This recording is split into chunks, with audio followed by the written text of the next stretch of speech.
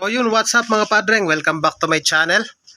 For today's video, ituturo ko sa inyo yung pagkasa ng ating timing gear, cam gear, yung ating barbola, mag-aasinta, block, piston ring.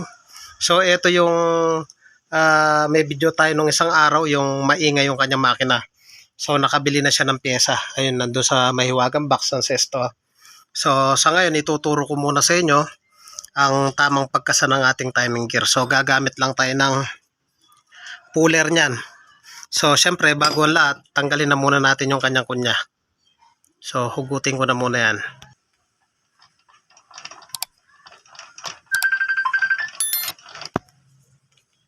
So ayan yung kanyang kunya. So tabi na muna natin yan. So gamit yung ating timing gear puller. So pasok na muna natin yan. So ayan, ganyan lang. Tapos pasok natin to.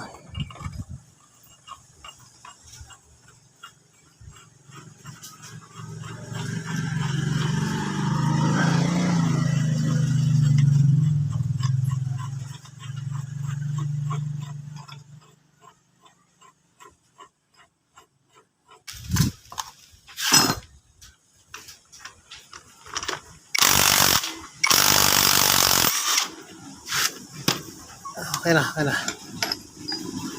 So yun. Natanggal na mga padreng.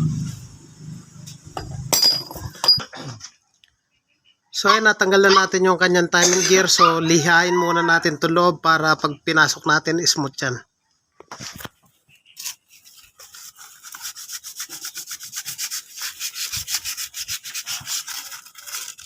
Tanggal yung layer. Ito layer na. Hindi ka bumili niya. Ito layer na. Tapos lagyan natin ng grasa.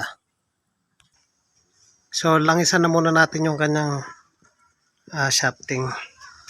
Para pag pinasok natin yung kanyang timing gear, smooth siya. Ayan.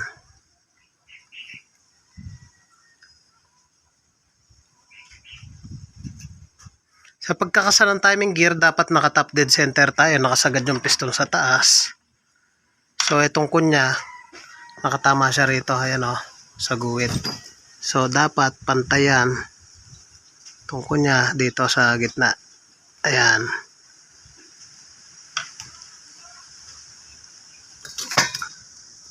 So ayan o. Diretso to dito sa kanal. So ipasok na natin yung kanyang timing gear. So sa part na to, dito yung ating kunya. Tapos ito yung pinakasentro. Dapat magkatapatan po yan. So sa pagkakatong yan, so tapat naman siya. Pwede na natin ikabit yung ating timing gear. Sa ating timing gear, meron siyang marking. Ito yung 0.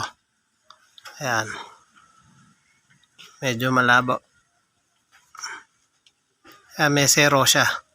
So tapat lang natin ganyan sa kunya. So ayan, tapat. Ayan o, tapat siya sa kunya. So focus natin. So ito yung bilog na yan, medyo malabo lang, tapat dito, tapat doon. So ayan, siguraduhin lang natin nakatapat. Saka natin pukpukin pa loob. So ang ginagawa ko dyan, gumagamit ako ng washer. Ayan. Tapos ito, pumukpok natin. So pupukpukin natin yan. So ayan, may washer. Ang purpose ko sa washer para hindi mabusalsal yung pinaka-puller ko. Ang ganyan lang. Saka natin paluin.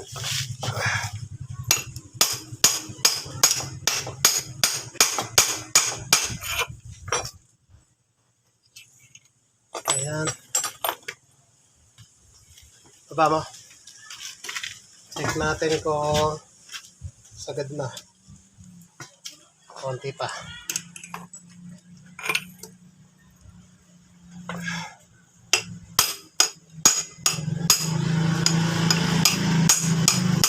Okay. Sagad na.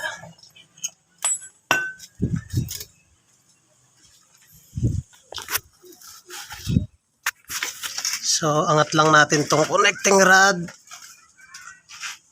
So, tong kunya natin, diretso siya dun sa sa zero ng timing gear. So, may zero dyan. So, ayan, diretso siya. Check natin dun sa likod kung lapat.